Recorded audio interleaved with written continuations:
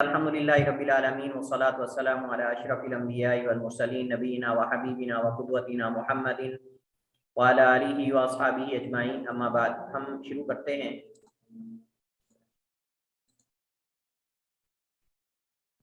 ہم نے گزشتہ کل جو آخری موضوع شروع کیا تھا وہ آن لائن تجارت کے اصول اور قواعد تھے۔ اس حوالے سے ہم نے تقریباً 4 کے قریب اصول پڑھے تھے۔ مزید کچھ آج جو ہے وہ اصول ہم پڑھیں گے۔ 5واں اصول جو یہاں قابل ذکر ہے وہ تحریری ایجاب و قبول ہے۔ تحریری ایجاب و قبول ہے، اس کے 3 طریقے ذکر کیے جاتے ہیں عموماً اور معروف ہیں ہمارے ہاں۔ سب سے پہلے تو یہ ہے کہ قبولیت کا اظہار کرنا۔ قبولیت کا اظہار یعنی آدمی جو ہے وہ اپنی طرف سے قبولیت کا اظہار کرے۔ دوسرا یہ کہ اعلان قبولیت کو بیچنے کا طریقہ، کہ آپ اپنی طرف سے اپنی رضامندی کا اظہار کر رہے ہیں، اس کو بھیجنے کا طریقہ آنا چاہیے بندے کو، کہ جس سے آپ کم از کم جو بیچنے والا ہے اس کو اس بات کا علم ہو کہ آپ یہ چیز جو ہے وہ خریدنے پہ رضامندی کا اظہار کر رہے ہیں۔ اور اسی طرح تیسری صورت یہ ہے کہ ایجاب کرنے والے کو اعلان قبولیت کا وصول ہونا۔ ایجاب کرنے والے کو یعنی جو ایکسیپٹ کر رہا ہے ریکویسٹ آپ کی، آپ چیز خرید رہے ہیں اور جو ایکسیپٹ کر رہا ہے آپ کی ریکویسٹ، اس کو جو ہے وہ کم از کم آپ کا اعلان جو اعلان قبولیت ہے وہ پہنچنا چاہیے، کیونکہ خرید و فروخت کے اندر ہم نے یہ اصول اور قاعدہ پڑھا تھا کہ ایجاب و قبول شرط ہے۔ خرید و فروخت کے اندر ایجاب و قبول شرط ہے، تو اس کے اندر کم از کم یہ ہے کہ جو بندہ خریدنا چاہ رہا ہے کوئی چیز آن لائن، اس کی طرف سے اعلان قبولیت جو قبول کرنے والا ہے، اور وہ دکاندار ہے یا وہ ویب سائٹ ہے جو جس کے توسط سے یہ چیز بیچی جا رہی ہے یا فروخت کی جا رہی ہے، تو لہٰذا وہ اس میں قبولیت اس کو قبولیت کا اعلان جو ہے وہ پہنچنا چاہیے۔ اس کے بعد جو چھٹا قاعدہ اور اصول ہے ان میں 5ویں کے بعد چھٹا، وہ قبضے سے قبل حق تصرف۔ قبضے سے قبل حق تصرف۔ اب آپ جانتے ہیں کہ بہت سارے لوگ آن لائن کاروبار کرتے ہیں، ان کے پاس چیزیں موجود نہیں ہوتی، اور یہ ہم پہلے بھی اس موضوع پر جو ہے پچھلے لیکچر میں بات کر چکے ہیں کہ اپنی ویب سائٹ لوگ بناتے ہیں، اور ویب سائٹ پر کیا کرتے ہیں کہ وہ ویب سائٹ یا پیج بناتے ہیں فیس بک پہ یا کسی بھی دوسری جو سوشل میڈیا مختلف قسم کی ایپس ہیں ان پر۔ ویب سائٹ بنانے کے بعد وہ وہاں چیزیں فروخت کے لیے پیش کرتے ہیں، حالانکہ ان کے پاس چیزیں نہیں ہوتی۔ اب وہ کیا کرتے ہیں، وہ چیزیں پیش کر دیتے ہیں اور دکاندار سے کم قیمت پر لے کر وہ آپ کو اس سے زیادہ قیمت پر جو ہے وہ ارسال کر دیتے ہیں۔ اب اس کے اندر مسئلہ کیا ہے، اشکال اس میں نہیں ہے کہ وہ چیز لے کر آپ کو، صاف ظاہر ہے کہ وہ محنت کر رہا ہے، چیز کسی دکاندار سے لیتا ہے، اس کے پاس اپنے پاس موجود نہیں ہے اور وہ آپ کو سینڈ کرتا ہے، آپ کو ارسال کرتا ہے۔ اصل اشکال یہ ہے کہ اس کے پاس چیز موجود نہیں لیکن وہ سیل کر رہا ہے۔ اب ایک چیز بندے کے پاس موجود نہیں ہے، کس بنیاد پر وہ آگے بیچ سکتا ہے؟ قبضہ ضروری ہے، لیکن اس کے اندر آپ جانتے ہیں کہ اس کے پاس چیز ہے ہی نہیں، مالک ہی نہیں ہے وہ، تو کیسے وہ چیز کو سیل کر رہا ہے؟ دوسروں کی چیزیں سیل کر رہا ہے، ابھی اس کے پاس قبضے میں آیا نہیں، تو یہ شرعاً جائز نہیں ہے۔ کسی چیز کو نبی علیہ السلام نے فرمایا اس وقت تک تم کھانے کی یا کوئی کسی چیز کی بے نہ کرو حتیٰ یستوفیہ، حتیٰ کہ مکمل اسے اپنے قبضے میں نہ لے لے، حتیٰ یستوفیہ، حتیٰ کہ مکمل اسے اپنے قبضے میں نہ لے لے، جب تک چیز کو اس کے آگے فروخت نہ کرے۔ تو اب یہ صاف ظاہر ہے کہ ایسے شخص جو ہیں، ایسے لوگ جو ویب سائٹس وغیرہ بنا کر چیزیں فروخت کرتے ہیں، دکانداروں سے لے کر آگے بیچتے ہیں، اس میں اس کی متبادل شریعت میں موجود ہے، اس کا متبادل جو ہے وہ شریعت میں موجود ہے، تو کم از کم اگر اس پر عمل کر لیا جائے تو یہ صورت جائز ہو سکتی ہے۔ ویسے تو یہ جائز نہیں ہے کہ چیز کو قبضے سے لینے سے پہلے اس میں حق تصرف کیا جائے یا اس کو آگے فروخت کیا جائے، لیکن اس کے اندر 2 متبادل صورتیں اس کی موجود ہیں۔ نمبر 1 وہ یہ ہے کہ خرید و فروخت حتمی نہ کی جائے، نہ خریدنے والا اس کو حتمی سمجھے اور نہ بیچنے والا اس کو حتمی سمجھے، بلکہ وعدہ کیا جائے کہ اتنے وقت میں یہ چیز آپ کو فراہم کر دی جائے گی، اتنے وقت میں یہ چیز آپ کو فراہم کر دی جائے گی، اور یہ پہلا سٹیپ ہے، اور یہ اس کے اندر پہلا سٹیپ ہے۔ ہم شرعی نقطہ نظر سے دیکھ رہے ہیں کیا یہ جائز ہے کہ نہیں۔ دوسرا اس کا متبادل اس کے بعد، پہلے سٹیپ کے بعد دوسرا یہ ہے کہ یہ اشیاء مالک بن کر نہیں بلکہ وکیل بن کر فروخت کی جائیں، یعنی جو شخص اپنی ویب سائٹ بنا کر لوگوں کی چیزیں پیش کر رہا ہے اور پھر وہاں سے لے کر وہ بیچتا ہے، اس بندے کو چاہیے کہ وہ اپنے آپ کو وکیل ظاہر کرے، وہ اپنے آپ کو وکیل ظاہر کرے،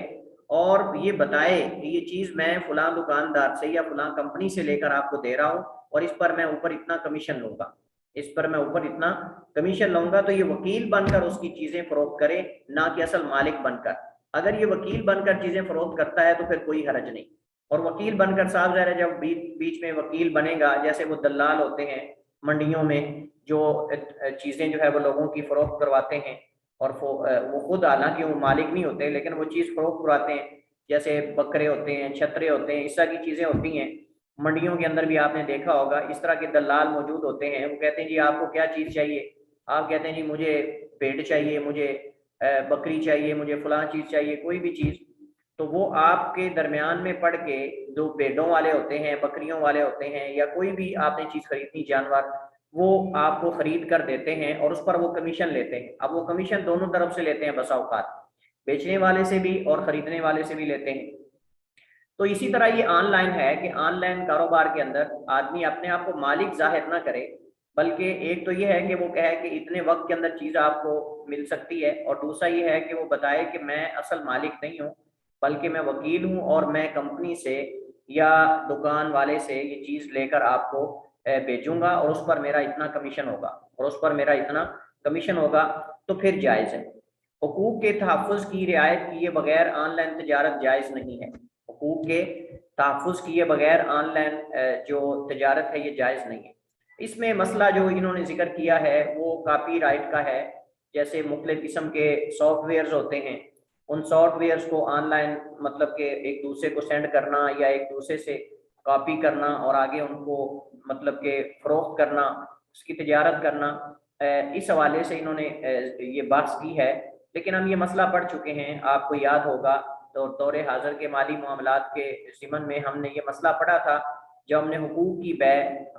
کی بیع کے بارے میں ہم نے پڑھا تھا کہ کیا حقوق کی بیع ہو سکتی ہے کہ نہیں ہو سکتی، تو اس میں ہم نے یہ تفصیل پڑھی تھی کہ حقوق کی بیع جو ہے وہ اصل یہ ہے کہ جائز نہیں ہے۔ کاپی رائٹ جو ہے یہ جو چیز ایجاد کرتا ہے، حق ایجاد اسی کا ہے، حق ایجاد اسی کا ہے جس نے چیز ایجاد کی ہے، لہذا وہی اس سے فائدہ اٹھا سکتا ہے، یا پھر جس کو وہ رائٹ دے دے آگے اس کے پاس یہ اختیار موجود ہے،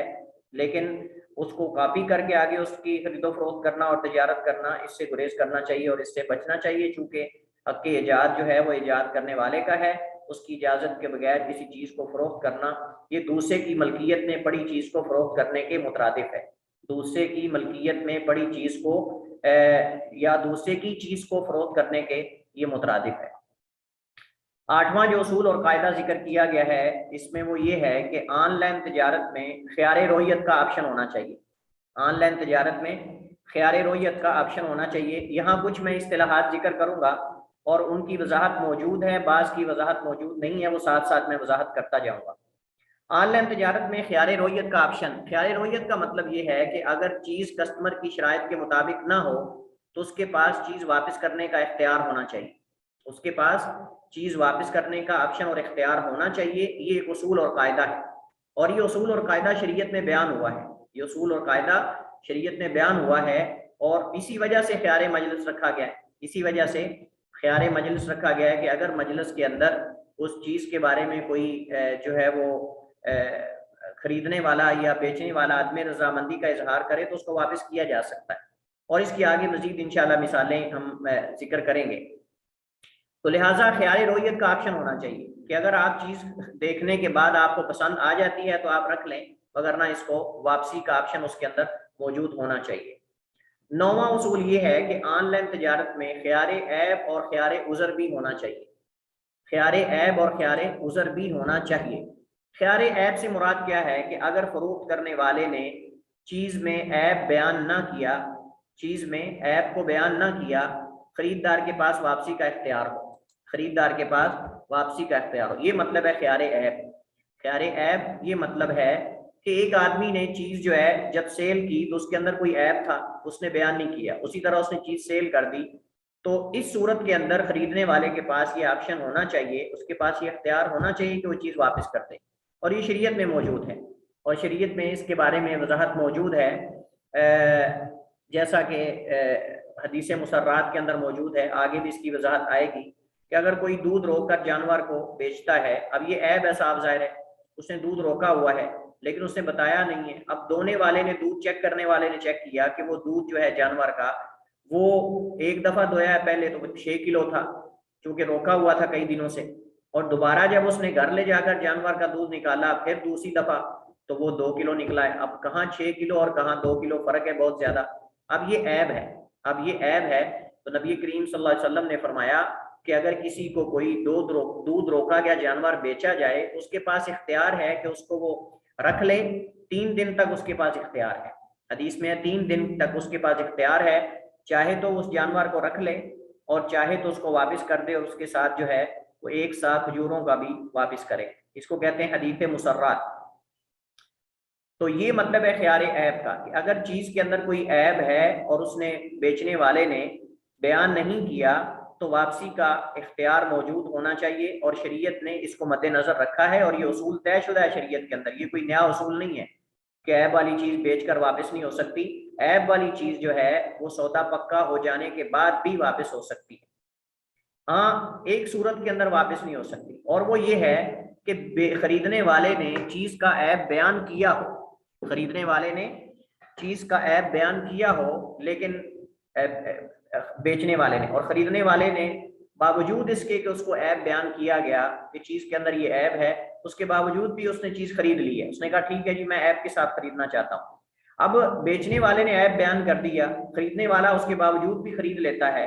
تو اب اس کے پاس واپسی کا آپشن موجود نہیں ہے. اب اس کے پاس واپس کرنے کا اختیار اور آپشن موجود نہیں ہے کیونکہ مالک نے بیچتے ہوئے چیز کا عیب بیان کیا ہے. اور اس کی دلیل کیا ہے؟ اس کی دلیل وہ نبی علیہ الصلوۃ والسلام کی حدیث ہے کہ اللہ کے نبی علیہ الصلوۃ والسلام ایک دفعہ آپ بازار میں دیکھ رہے تھے, تو آپ بازار میں منڈی میں آپ چکر لگا رہے تھے, جیسا کہ نبی کریم علیہ الصلوۃ والسلام کی عادت مبارکہ تھی. آپ منڈی میں دکانوں پہ دیکھا کرتے تھے کوئی دھوکہ فراڈ تو نہیں کر رہا. تو آپ نے دیکھا کہ ایک آدمی جو ہے اس نے جو گندم تھی یا کوئی بھی غلہ وغیرہ خوراک تھی, کھانا تھا, اس نے جو گیلا تھا وہ نیچے رکھا ہوا تھا اور خشک جو ہے وہ اوپر رکھا ہوا تھا. اس نے جو گیلا تھا اب وہ پانی سے بھیگا ہوا غلہ تھا, وہ گندم تھی یا جو تھے یا کوئی بھی چیز تھی یا آٹا بھی ہو سکتا ہے, اس نے گیلا نیچے رکھا ہوا تھا جو پانی سے بھیگا ہوا تھا, اور خشک جو ہے وہ تھوڑا سا اوپر رکھا ہوا تھا. تو نبی علیہ الصلوۃ والسلام نے اس کے اندر ہاتھ داخل کیا, اللہ کے نبی علیہ الصلوۃ والسلام نے اس کے اندر ہاتھ داخل کیا تو آپ صلی اللہ علیہ وسلم کے ہاتھوں کو تری لگی جیسے پانی اس کے اندر ہو. اللہ کے نبی نے فرمایا ما ھذا یا صاحب الطعام, اے کھانے کے مالک یہ کیا چیز ہے, یہ کیا معاملہ ہے؟ تو اس نے کہا اللہ کے رسول اصابتہ السماء, اس کو رات کو جو ہے وہ بارش آئی ہے اور پانی بارش کی وجہ سے یہ گیلا ہو گیا. تو اللہ کے نبی علیہ الصلوۃ والسلام نے فرمایا هل لا جعلتہ فوق الطعام کی یراہ الناس, اس کو کھانے کے اوپر تو نے کیوں نہیں رکھا تاکہ لوگ اس کو دیکھیں, اس کو تو نے کھانے کے اوپر کیوں نہیں رکھ دیا تم نے تاکہ لوگ دیکھیں, یعنی گیلا تمہیں اوپر رکھنا چاہیے تھا بجائے اس کے کہ تم نیچے رکھو. تو پھر آپ صلی اللہ علیہ وسلم نے فرمایا من غشنا فلیس منا, جس نے ہمارے ساتھ دھوکا کیا وہ ہم میں سے نہیں, ہمارے طریقے پر نہیں ہے, ہمارے طریقے پر نہیں ہے. تو لہٰذا خیار عیب ہونا چاہیے. دوسرا خیار عذر. خیار عذر سے مراد یہ ہے کہ مطلوبہ چیز مطلوبہ عدد سے کم یا زیادہ ہو. مثلا آپ نے کسی چیز کے 10 پیس منگوائے لیکن اس بندے نے غلطی سے 10 کی بجائے 15 بھیج دیے, قیمت آپ سے 10 کی لی ہے. یا آپ نے 10 پیس منگوانے تھے کسی چیز کے, برتنوں کے یا کسی بھی چیز کے, لیکن وہ 8 تھے یا 7 تھے. دو صورتیں یہ ہوگی. ایک صورت یہ بھی ہو سکتی ہے کہ آپ نے اس کا نمبر خاص بتایا, مثلا 10 نمبر کے جوتے ہو سکتے ہیں, مثلا آپ نے کہا جی 10 نمبر کا جوتا مجھے چاہیے, یا مثلا 20 نمبر کا جوتا مجھے چاہیے, کوئی بھی نمبر آپ نے بتایا. اب وہ مطلوبہ نمبر سے بڑا ہے یا چھوٹا ہے, ایک یہ صورت ہے. اب صاف ظاہر ہے کہ اگر بڑا ہے یا چھوٹا ہے, دونوں صورتوں میں وہ خریدار کے استعمال کے قابل نہیں ہے, خریدار کے استعمال کے قابل نہیں ہے. اب اس صورت کے اندر بھی واپسی کا آپشن موجود ہونا چاہیے کہ اگر مطلوبہ نمبر سے چیز بڑی آ گئی ہے یا چھوٹی آ گئی ہے, اس صورت کے اندر وہ چیز اگر تو وہ استعمال کر سکتا ہے وہ اس کا بڑا یا چھوٹا تو ٹھیک ہے, وگرنہ اس کو قابل واپسی ہونا چاہیے. اور اگر تعداد میں وہ زیادہ آ گئی ہے چیز, مطلب آپ نے 10 پیس منگوائے تھے لیکن دکاندار نے غلطی سے 15 بھیج دیے, قیمت 10 کی لی ہے, تو اس صورت کے اندر آپ کو یا تو وہ واپس کرنے ہوں گے جو اضافی جو پیس ہیں, یا پھر ان کی قیمت جو ہے وہ آپ کو ادا کرنی ہوگی. یہ 2 آپشن اس کے اندر ہونے چاہیے. تیسرا یہ ہے کہ آپ نے 10 منگوائے لیکن وہ 8 ہیں, وہ 8 ہیں یا 7 ہیں, کم ان کی تعداد ہے, تو اس صورت میں یا تو فروخت کرنے والا مزید بھیجے گا, مزید تعداد میں اضافہ کر کے جتنی چیز اس کو مطلوب ہے وہ بھیجے گا, اور اگر جو ہے وہ ایسا نہیں کر سکتا تو کم از کم اس کو جتنے پیس کم پہنچے ہیں یا ٹوٹ گئے ہیں کچھ ان میں سے, تو اس صورت کے اندر جو ہے وہ اس کو مطلوبہ قیمت واپس قابل واپسی ہوگی, مطلوبہ قیمت جو ہے وہ قابل واپسی ہونی چاہیے اور اس کو واپس کرنا چاہیے دونوں طرف سے. اگر زیادہ آ گئے ہیں تو پھر خریدنے والے کی طرف سے, اور اگر کم آ گئے ہیں تو پھر بیچنے والے کی طرف سے قابل واپسی جو ہے وہ ہونی چاہیے. 10واں اس کے اندر اصول ہے وہ یہ ہے کہ آن لائن تجارت میں بائع فروخت کرنے والے کے وضع کردہ اصولوں کا اعتبار ہوگا. اصل اعتبار جو آن لائن کاروبار کر رہا ہے وہ کمپنی ہے, وہ کوئی ادارہ ہے, یا کوئی بھی افراد میں سے کوئی فرد ہے جو تجارت کر رہا ہے, اس کے اصولوں کو مد نظر رکھا جائے گا. آپ اپنے کوئی اصول نہیں بنائیں گے کہ نہیں میرے نزدیک تو خریدنے کا اصول یہ ہے, نہیں میں تو اس کے اندر قیمت ایسے دوں گا ایسے نہیں دوں گا, نہیں, بلکہ اصل یہ ہے کہ جو بیچنے والا ہے, تجارت کرنے والا, فروخت کرنے والا, وہ اپنے اصول اپنی ویب سائٹ پر یا اپنے خاص پیج پر وہ جو ہے وہ اپنے اصول لکھے اور اس کے اصولوں کا اعتبار ہوگا. اگر اختلاف ہو جاتا ہے تو اختلاف کی صورت میں جو بیچنے والا ہے, فروخت کرنے والا, اس کے اصولوں کو مد نظر رکھا جائے گا. لیکن اس کا یہ ہرگز مطلب نہیں ہے کہ بیچنے والا اپنی مرضی سے جو چاہے اپنے اصول بنا لے, بیچنے والا اپنی مرضی سے جو چاہے اپنے اصول بنا لے, ایسا نہیں ہوگا, ایسا نہیں ہوگا, بلکہ اصول ایسے ہونے چاہیے جو شرعی اصولوں کے خلاف نہ ہو, ان کے اندر شرعی اصولوں کی خلاف ورزی نہ ہو, ظلم نہ ہو, زیادتی نہ ہو, اس کے اندر جہالت وغیرہ اور ابہام وغیرہ اس طرح کی کوئی چیز نہیں ہونی چاہیے, بلکہ وہ ایسے اصول ہونے چاہیے کہ جو شریعت کے موافق ہوں, شرعی اصولوں کے خلاف نہیں ہونے چاہیے. اور شرعی اصول ہم پڑھ چکے ہیں کہ تجارت کے اور لین دین کے اصول کیا ہیں. اس کے اندر ہم نے کئی چیزیں جو ہے وہ پڑھی تھی. قیمت طے ہونی چاہیے, چیز کا تعین ہونا چاہیے, اور کسی قسم کی جہالت نہ قیمت کے اندر اور نہ جو مثمن ہے جس چیز کو بیچا جا رہا ہے اس کے اندر کسی قسم کا ابہام اور جہالت نہیں ہونی چاہیے. جیسے ہم نے کہا تھا کہ کوئی بندہ جو ہے وہ تالاب کے اندر مچھلیوں کی بیع کرتا ہے کہ جی اس کے اندر جتنی مچھلیاں ہیں وہ اتنے کی لے لو. اب ہو سکتا ہے اس کے اندر مچھلیاں ہوں ہی نہ, یا آدھی مچھلیاں ہوں, آدھے مینڈک اور کچھوے ہوں, یا کچھ بھی اور دوسری چیز ہو سکتی ہے, تو اس صورت کے اندر یہ جائز نہیں ہے. آن لائن تجارت میں ہونے والے معاہدوں میں پیش آمدہ رکاوٹیں کیا ہو سکتی ہیں؟ یعنی بہت ساری چیزیں ہیں جو جیسے فزیکل تجارت کے اندر رکاوٹیں کچھ چیزیں بن جاتی ہیں, ایسے آن لائن تجارت کے اندر بھی کچھ چیزیں ایسی ہیں جو رکاوٹ بن سکتی ہیں. چند ایک ہم یہاں ذکر کریں گے. سب سے پہلی چیز تکنیکی آلات جو ہیں ان سے عدم واقفیت, یہ سب سے پہلی چیز وجہ بن سکتی ہے. یہ ایسا ہوتا ہے کہ بسا اوقات جو خریدنے والا ہوتا ہے اس کو ان چیزوں کا پتہ نہیں ہوتا, لہٰذا آن لائن تجارت کے لیے ضروری ہے کہ یہ جو ٹیکنیکلی جو چیزیں ہیں, تکنیکی چیزیں ہیں, آلات وغیرہ, ان سے مکمل واقفیت ہونی چاہیے. اگر ایک آدمی کو واقفیت نہیں ہے تو وہ آن لائن تجارت نہیں کر سکتا, یا کرے گا تو ادھوری تجارت کرے گا, پھنس جائے گا, دھوکہ کھائے گا. کئی اور معاملات ہوتے ہیں جیسے ہمارے ہاں آپ نے دیکھا ہوگا آن لائن تجارت کے اندر چیزوں کی قیمتیں ہوتی ہیں, وہاں ان کے اندر جو ہے وہ بعض چیزیں ایسی ہوتی ہیں, قیمتیں ان کے اندر کاٹ کر آگے لکھی ہوتی ہیں. اب ہو سکتا ہے کسی شخص کو جو ہے وہ بعض چیزوں پہ آفر ہوتی ہے, بعض چیزوں پہ آفر نہیں ہوتی. اب جہاں آفر ہے وہ لینا چاہتا تھا لیکن اس نے وہ چیزیں چھوڑ کر دوسری چیزوں کی طرف چلا گیا. اس کے علاوہ وہ ابھی چیز دیکھ رہا ہے, ابھی تک وہ چیز جو ہے جس کو خریدنے کا اس کا ارادہ ہے ابھی اسے دیکھ ہی رہا ہے کہ اس نے بٹن پریس کر دیا, اس نے وہ جو اوکے والا بٹن ہے وہ اس نے پریس کر دیا کہ جی کنفرم ہے, چیز خرید لی. اب وہ خریدنا نہیں چاہتا تھا لیکن اس سے پریس ہو گیا بٹن. اس طرح کی کئی معاملات ہو سکتے ہیں. ان جو آلات ہیں ان سے عدم واقفیت کی وجہ سے دھوکہ ہو سکتا ہے. نمبر 2, اعتماد کی کمی. یہ بھی ایک چیز رکاوٹ بن جاتی ہے آن لائن تجارت میں. بہت سارے لوگ اس وجہ سے تجارت نہیں کرتے. کچھ تو ایسے ہوتے ہیں, ہم نے کہا کہ ان کو ان آلات کا پتہ نہیں ہوتا, آن لائن کیسے تجارت کرنی ہے, کیسے خرید و فروخت کرنی ہے, ویب سائٹ کو کیسے استعمال کرنا ہے, وہاں سے بکنگ کیسے کرنی ہے, وہاں سے چیز کنفرم کیسے کرنی ہے, قیمت کیسے پیمنٹ کرنی ہے, مطلب یہ ان کو نہیں پتا ہوتا. دوسرا یہ کہ اعتماد کی کمی ہوتی ہے کیونکہ دونوں فریقین آپس میں ایک دوسرے کو جانتے ہی نہیں ہوتے. فریقین آپس میں ایک دوسرے کو جانتے نہیں ہوتے, اس کے نتیجے میں یہ ہوتا ہے کہ لوگ کہتے ہیں چھوڑو یار کیا کرنا ہے آن لائن تجارت کر کے, آن لائن کاروبار ہے, جا کے خود خرید لیتے ہیں فلاں جگہ سے. آن لائن خرید کر پتہ نہیں وہ کیسے ہیں, ہم ان کو جانتے نہیں, اور اس طرح کے معاملات ہیں. اور اسی طرح بسا اوقات جو بیچنے والے ہوتے ہیں ان کی طرف سے بھی خریدنے والوں کی طرف سے عدم اعتمادیت ہوتی ہے. وہ اس اعتبار سے ہوتی ہے وہ کہتے ہیں کہ پتہ نہیں یہ بندہ جو ہے وہ کنفرم کر کے آرڈر جو ہے وہ دوبارہ آگے سے فون ہی نہ اٹھائے, یا آگے سے ملے ہی نہ, یا نظر ہی نہ آئے کہیں. اس طرح کے معاملات بھی ہوتے ہیں. وہ چیز بھیجتے ہیں لیکن بعد میں پتہ چلے جی وہ تو پتہ ہی نہیں کون ہے, خریدنے والا کہاں گیا, کدھر گیا. اب یہ بھی ایک اس اعتبار سے بھی اس کے اندر عدم اعتمادیت ہوتی ہے, اور جس وجہ سے آن لائن تجارت میں رکاوٹ پیدا ہوتی ہے.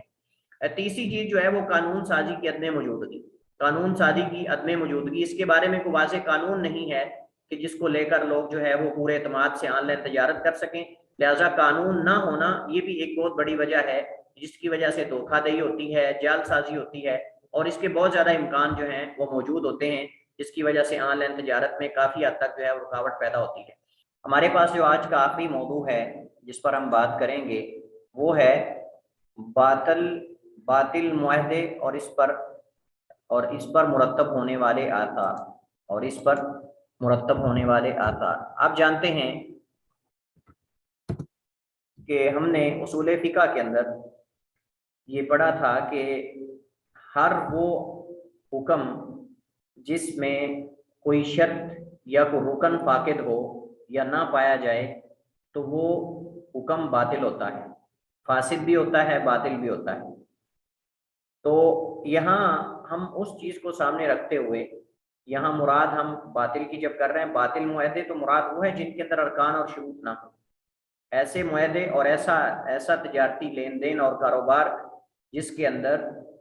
شروط اور ارکان جو ہیں ان کا فقدان ہو, کوئی ایک شرط یا کوئی ایک رکن جو ہے اس کا فقدان ہو, تو اس صورت میں یہ معاہدہ اور یہ جو تجارت ہے بیع یہ باطل ہوگی.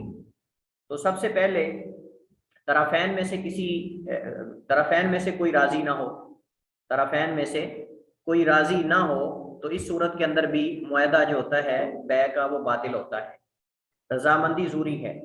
اور حدیث میں نبی علیہ الصلوۃ والسلام نے فرمایا کہ انما البیع عن تراض کہ بیع جو ہے وہ باہمی رضامندی سے ہوتی ہے.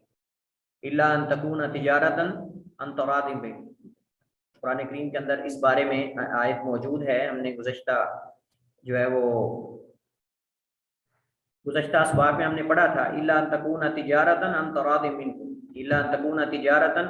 منکم, مگر یہ کہ وہ تجارت ہو تمہاری باہمی رضامندی سے. طرفین میں سے کوئی حق تصرف نہ رکھتا ہو.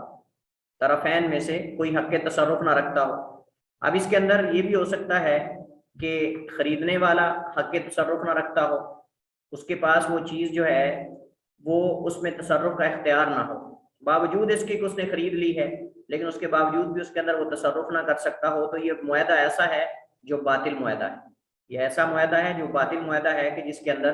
خریدنے والا باوجود اس کے کہ وہ مالک بن چکا ہے وہ اس چیز کے اندر تصرف کا اختیار نہ رکھتا ہو. دوسری صورت میں بیچنے والے کی طرف سے بھی ہو سکتا ہے, بیچنے والے کی طرف سے جو ہے وہ اس میں تصرف کا اختیار نہ ہو. جیسے ہم نے ابھی اس کی مثال دی کہ ایک آدمی جو ہے وہ چیزیں سیل کرتا ہے لیکن اس کا مالک نہیں, وہ دوسروں سے چیزیں جو ہے وہ لا کے دیتا ہے. اب اس کے پاس تصرف نہیں ہے. تصرف اس وجہ سے نہیں ہے کہ جب تک دکاندار اسے نہیں دے گا وہ آگے خریدنے والے کو نہیں دے سکتا. تو اس صورت کے اندر طرفین میں سے کوئی حق تصرف نہ رکھتا ہو تب بھی معاہدہ باطل ہو جاتا ہے, کیونکہ ضروری ہے کہ چیز کی خرید و فروخت کے اندر جو بیچنے والا ہے وہ حق تصرف رکھتا ہو, اور خریدنے والا خریدنے کے بعد اس کے اندر حق تصرف مکمل طور پہ رکھتا ہو. اگر خریدنے کے بعد بھی مالک بن جانے کے بعد بھی وہ تصرف کا اختیار نہیں رکھتا تو پھر وہ چیز جو ہے اس پر معاہدہ کرنا اور اس کی بیع کرنا یہ جائز نہیں ہے. تیسری چیز یہ ہے کہ فروخت کردہ چیز شرعی اعتبار سے خرید و فروخت کے قابل نہ ہو تب بھی معاہدہ باطل ہوگا. تب بھی معاہدہ اور بیع باطل ہوگی جب فروخت کردہ چیز شرعی اعتبار سے خرید و فروخت کے قابل نہ ہو, جیسا کہ حرام چیز کی بیع کرنا وغیرہ. حرام چیزیں دو طرح کی ہوتی ہیں. ایک جو ہے وہ چیزیں حرام لی ذاتی ہی ہوتی ہیں, جیسا کہ خنزیر کی بیع کرنا, یا اس کے علاوہ جو ہے وہ کتے کی بیع کرنا وغیرہ, اس طرح کی چیزیں. اور بسا اوقات وہ چیزیں تو نجس نہیں ہوتی لیکن ان کی بیع جائز نہیں ہوتی. جیسے مثلا موسیقی کے آلات ہیں, اسی طرح دیگر جو مطلب کہ فضول چیزیں ہیں جن سے لوگوں کا ٹائم ضائع ہوتا ہے, ایسی گیمز جن کے اندر جو ہے وہ کوئی شرعی خلاف ورزی ہو یا اس طرح کی دیگر چیزیں جو ہیں وہ آلات بذات خود تو نجس نہیں ہیں لیکن ان کا استعمال جائز نہیں ہے، اس وجہ سے ان کی خرید و فروخت کرنا بھی جائز نہیں ہے، جیسے موسیقی کے آلات ہو گئے، اسی طرح دیگر چیزیں۔ اور جو چیزیں نجس ہیں جیسا کہ مثلا شراب ہے، اب شراب کی خرید و فروخت بھی جائز نہیں ہے، اس طرح خنزیر ہے، حرام چیزیں ہیں، ان کی بیع جو ہے وہ جائز نہیں ہے، تو اس سے بھی معاہدہ باطل ہو جائے گا۔ اگر کوئی ایسی چیز کی بیع کرتا ہے تو وہ معاہدہ نہیں ہوگا۔ نمبر 4، مال و زر فریقین کی ملکیت میں ہو، مال و زر فریقین کی ملکیت میں ہو، یہ ایک الگ اصول ہے۔ مال و زر کا مطلب چیز جو بیچنی جا رہی ہے وہ بھی ملکیت میں ہونی چاہیے بیچنے والے کی، اور جو چیز جس سے خرید رہا ہے پیسہ وہ بھی انسان کے اختیار میں ہو اور انسان کی ملکیت میں ہو۔ یہ نہ ہو کہ بیچنے والے کے پاس وہ چیز نہیں اور خریدنے والے کے پاس پیسے نہیں۔ اب یہ کیسی بیع ہو رہی ہے؟ یہ آن لائن بیع ہو رہی ہے لیکن ساری ادھار ہو رہی ہے، دونوں طرف سے ادھار ہے، ادھر سے جو ہے وہ بیچنے والا چیز اس کے پاس سامان موجود نہیں اور ادھر سے خریدنے والے کے پاس نقدی پیسے موجود نہیں ہیں یا اس کے اکاؤنٹ کے اندر موجود نہیں ہے، تو اب یہ دونوں طرف سے ادھار کی بیع یا دونوں طرف سے مجہول بیع یہ جائز نہیں ہے۔ اسی طرح 5ویں چیز اس کے اندر یہ ہے کہ جس سے معاہدہ باطل ہو جاتا ہے، وہ یہ ہے کہ قبضے سے قبل چیز کو فروخت کرنا، قبضے سے قبل چیز کو آگے بیچ دینا، اس سے بھی معاہدہ جو ہے وہ معاہدہ باطل ہوتا ہے۔ ایک آدمی قبضے میں لینے سے پہلے چیز آگے بیچ دے، نبی علیہ الصلوۃ والسلام نے، جیسے میں نے پہلے بھی حدیث ذکر کی کہ نبی علیہ الصلوۃ والسلام نے کھانے کی خرید و فروخت سے منع کیا حتیٰ یستوفیہ، حتیٰ کہ اسے مکمل اپنے قبضے میں لے لے، بلکہ حدیث کے اندر یہاں تک موجود ہے کہ اگر کسی نے کھانے کا ڈھیر کوئی غلہ وغیرہ خریدا ہے تو جب تک اس کو وہاں سے اٹھا کے دوسری جگہ منتقل نہ کر لے اس کو وہاں اس جگہ پر بھی نہیں بیچ سکتا جہاں سے اس نے غلے کا ڈھیر خریدا ہے، جنس وغیرہ، وہ گندم ہو سکتی ہے، وہ چاول ہو سکتا ہے، کوئی بھی چیز ہو سکتی ہے، اس نے جہاں سے ڈھیر خریدا ہے حدیث کے اندر موجود ہے کہ اس کو جب تک وہاں سے دوسری جگہ منتقل نہ کر لے اس جگہ بھی نہیں بیچ سکتا، اس جگہ بھی اس کو فروخت نہیں کر سکتا۔ تو اس وجہ سے سر کیا اس میں کوئی مصلحت ہے اس چیز میں؟ کیونکہ یہ تو اکثر ہم دیکھتے ہیں نا جو ذمہ دار وغیرہ ہیں وہ تو ایسے ہی کرتے ہیں۔ بالکل ایسے، اس کی مصلحت اس وجہ سے ہے کہ کوئی کسی دوسرے کی چیز نہ بیچ دے، کوئی کسی دوسرے کی چیز نہ بیچ دے، یہ اصل میں مصلحت ہے اس کے اندر، کہ تاکہ فرق واضح ہو کہ یہ چیز اس کی نہیں بلکہ اس نے خرید کر اب اپنی ملکیت میں کر لی ہے۔ اب چیز ایک آدمی کی جگہ پر موجود ہے وہ بیچ دیتا ہے، اب ایک بندہ، ایسے تو لوگ دوسروں کی چیزیں فروخت کرنا شروع کر دیں گے، ایسے تو لوگ دوسروں کی چیزیں فروخت کرنا شروع کر دیں گے، جب وہ اسی جگہ پہ جہاں سے پہلے نے بیچی ہے وہاں دوسرا آ کے اس سے خرید کر بیچنا شروع کر دے گا، تو اس سے ملکیت منتقل نہیں ہوتی، اس میں شرعی اعتبار سے ملکیت منتقل نہیں ہوتی۔ خالی زبانی کلامی ہونے سے تو بات نہیں نا ضروری، اس کے اندر ضروری ہے کہ اس کو وہاں سے منتقل کرے دوسری جگہ تاکہ ملکیت عملی طور پہ بھی ملکیت دوسرے کی طرف منتقل ہونے کا علم ہو جائے۔ وگرنہ یہ ہے کہ اگر ایک آدمی کا ڈھیر پڑا ہوا ہے وہ آدمی وہاں بیچ دیتا ہے، دوسرا اسی جگہ آ کے بیچنا شروع کر دیتا ہے، تو یہ صحیح نہیں، کیونکہ اس طرح لوگ دوسروں کے ڈھیر بھی بیچ سکتے ہیں، اور کیسے پتہ چلے گا کہ ملکیت منتقل ہو چکی ہے؟ خالی زبانی کلامی تو نہیں نا، عملی طور پہ بھی یہ بابر کروانا چاہیے، یہ ظاہر کروانا چاہیے کہ اب یہ اس گلے کا ڈھیر جو ہے اس کی ملکیت دوسرے کے پاس منتقل ہو چکی ہے، کیونکہ اس نے اس کو ایک جگہ سے اٹھا کر دوسری جگہ منتقل کر دیا ہے۔ تو مقصد یہ ہے کہ لوگ دوسروں کی چیزیں نہ بیچیں، یہ اصل مقصود ہے، اور کسی قسم کا اختلاف پیدا نہ ہو، اختلاف سے بچانا اور ملکیت کو ظاہر کرنا کہ اب اس نے قبضے میں لے کر چیز کو جو ہے وہ آگے بیچنا چاہا ہے، یہ اس کے قبضے میں آ چکی ہے۔ چھٹا اصول یہ ہے کہ فروخت کردہ چیز کا مکمل علم ہونا۔ اب ہمارے ہاں عموماً کیا ہوتا ہے کہ چیزیں آن لائن بہت ساری چیزیں سیل کی جاتی ہیں لیکن ان کا مکمل طور پہ علم نہیں ہوتا، ان کی کوالٹی کا، ان کے اندر معیار کا، ان چیزوں کا تعین نہیں ہوتا۔ بسا اوقات چیز کی تصویر بہت خوبصورت دی ہوتی ہے، مثلا کھجور ہے یا اس طرح کی چیزیں جو کھانے والی چیزیں ہیں، ان کے اندر آپ جانتے ہیں کیڑا ہوتا ہے، کئی اور ان کے اندر نقص ہوتے ہیں،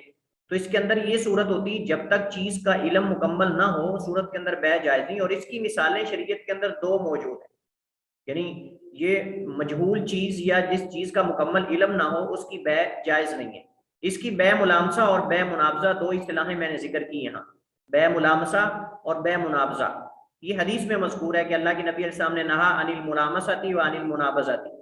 ملامسہ کیا ہوتی تھی؟ جاہلیت میں لوگ بیع کرتے تھے، اور وہ کیسے کرتے تھے؟ وہ کہتے تھے کہ آپ نے یہ فلان چیز خریدنی ہے لیکن دیکھنا نہیں، آنکھیں بند کر کے ہاتھ لگا کے آپ نے اس کو چیک کرنا ہے اور میں آپ کو اتنے کی یہ چیز بیچوں گا، لیکن بشرطے کہ آپ نے دیکھنا نہیں۔ وہ اس کی آنکھیں بند کر دیتے تھے، آنکھیں بند کرنے کے بعد وہ ہاتھ لگاتا تھا، کپڑا ہے یا کوئی بھی چیز ہے، جانور ہے، ہاتھ لگا کے اس کو چیک کرنا ہے لیکن دیکھنا نہیں۔ اس کو کہتے ہیں بے ملامسہ۔ ملامسہ کا مطلب کیا ہے؟ ہاتھ سے چھو کر بے کرنا، دیکھنا نہیں۔ آپ یہ سمجھ رہے ہیں کہ اس میں آپ جتنے بھی ایکسپرٹ ہیں، آپ چیز کو خالی چھو کر اس کی بے نہیں کر سکتے، کیونکہ چھونے سے چیز کے نقص کا، اس کے عیب کا مکمل علم نہیں ہوتا۔ تو نبی علیہ الصلوۃ والسلام نے بے ملامسہ سے اس وجہ سے منع کیا ہے کہ اس کے اندر چیز کا مکمل علم نہیں ہوتا، اس کے عیوب جو نقائص ہیں اس کا مکمل علم۔ اگر آن لائن کوئی ایسی صورت ہے کہ جس کی، بلکہ زیادہ تر صورتیں ایسی ہیں اس کے اندر چیز کا مکمل علم نہیں ہوتا، خصوصاً بعض چیزوں کے اندر جن کے اندر جو ہے وہ خراب کی بھی، مطلب کہ خراب کا بھی امکان ہوتا ہے، یا کئی کیٹیگریز ہوتی ہیں، اس کے اندر وہ اچھی کوالٹی ظاہر کرتے ہیں لیکن جو دیتے ہیں وہ خراب ہوتی ہے، صحیح نہیں ہوتی، تو اس صورت کے اندر یہ بے جائز نہیں ہے۔ لہٰذا جس صورت کے اندر خریدی گئی چیز کا مکمل علم نہ ہو وہ بھی معاہدہ باطل ہے۔ جیسے کہ بے ملامسہ کی میں نے مثال دی، یہ جہلیت کی بے ہے کہ لوگ آنکھیں بند کر کے ہاتھ سے چھو کر بے کرتے تھے، وہ کپڑا ہے یا کوئی بھی چیز ہے۔ اچھا، ایک اس سے ملتی جلتی صورت تھی احادیث کے اندر، منابضہ۔ منابضہ نبض سے ہے، اور نبض کہتے ہیں پھینکنے کو۔ منابضہ جو ہے یہ نبض سے ہے، اور نبض کا معنی ہوتا ہے پھینکنا، نبض ینبض، کسی چیز کو پھینکنا۔ تو کیا کرتے تھے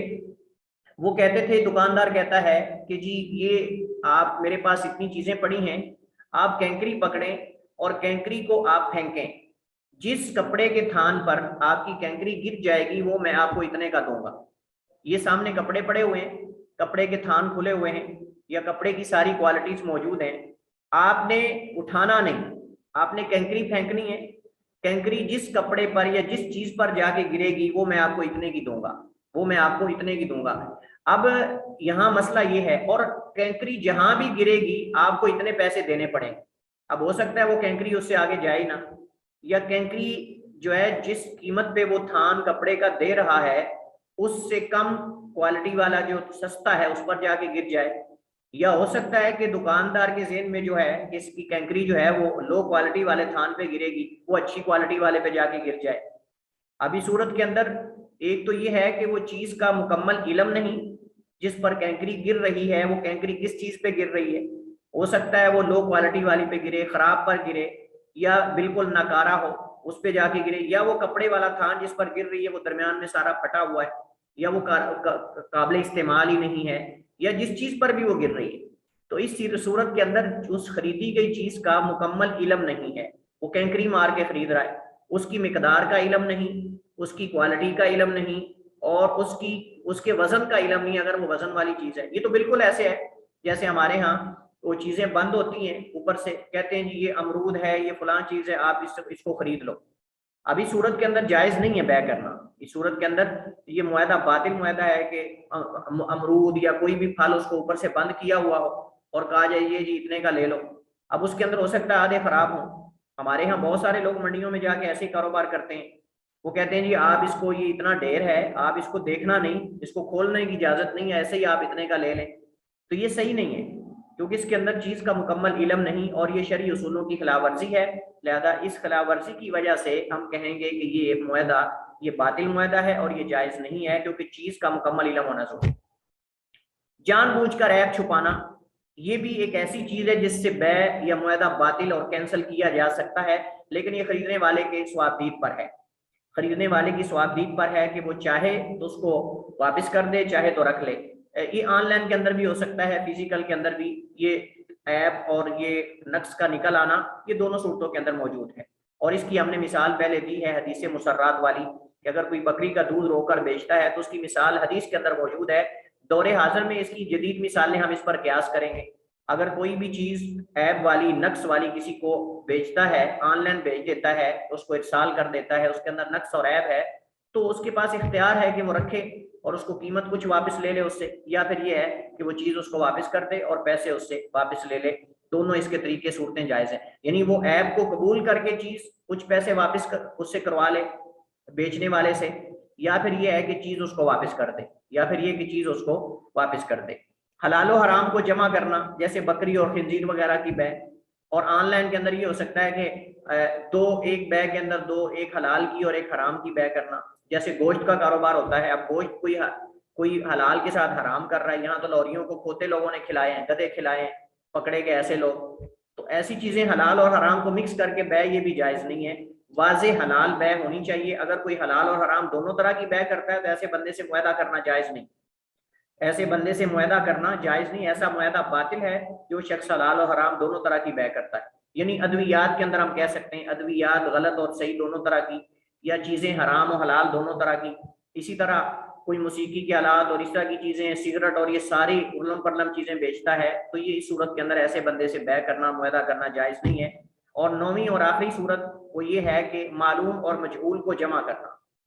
معلوم اور مجہول کو اس صورت میں یا تو چیز جس کو خریدا جا رہا ہے اس کی مقدار متعین نہیں ہے, یا پیسوں کی مقدار متعین نہیں ہے, ہر دو صورت کے اندر بے جائز نہیں ہے. یا ایک طرف سے معلوم بھی ہو سکتا ہے, مجہول بھی ہو سکتا ہے, یا دونوں طرف سے معلوم اور مجہول یہ بھی ہو سکتا ہے. یعنی قیمت معلوم ہو, چیز کا تعین مجہول ہو, اس کی مقدار مجہول ہو. ویسے ہی ڈھیر ایک ہے کہ جی اتنا ڈھیر ہے, لینا چاہیں تو لے لیں, تو اس صورت کے اندر. یا پھر یہ کہ قیمت مجہول ہو لیکن چیز معلوم ہو, یا پھر دونوں طرف سے کچھ معلوم ہو کچھ مجہول ہو. ہر دو صورت کے اندر بے جو ہے وہ مکمل نہیں ہوگی بلکہ یہ بے باطل ہوگی. اور ایسی بے اور ایسا معاہدہ کرنا جائز نہیں جس کے اندر جہالت بھی ہو اور علم بھی ہو, یا بعض چیزیں معلوم ہو بعض مجہول ہو, تو اس صورت کے اندر بھی جائز نہیں. دونوں طرف سے قیمت کا بھی تعین ہونا ضروری ہے, اور چیز کا تعین, اس کی کوالٹی, اس کی کیٹیگری, اس کا وزن اگر ہے, ہر چیز جو ہے وہ معین اور طے ہونی چاہیے. اس کے بغیر معاہدہ جو ہے وہ معاہدہ باطل ہوگا اور صحیح نہیں, چونکہ یہ شرعی اصول ہیں اور ان اصولوں کی خلاف ورزی ہونے سے معاہدہ باطل ہو جاتا ہے. واللہ تعالی اعلم واحکم. صلی اللہ وسلم علی نبینا محمد وعلی آلہ وصحبہ وسلم.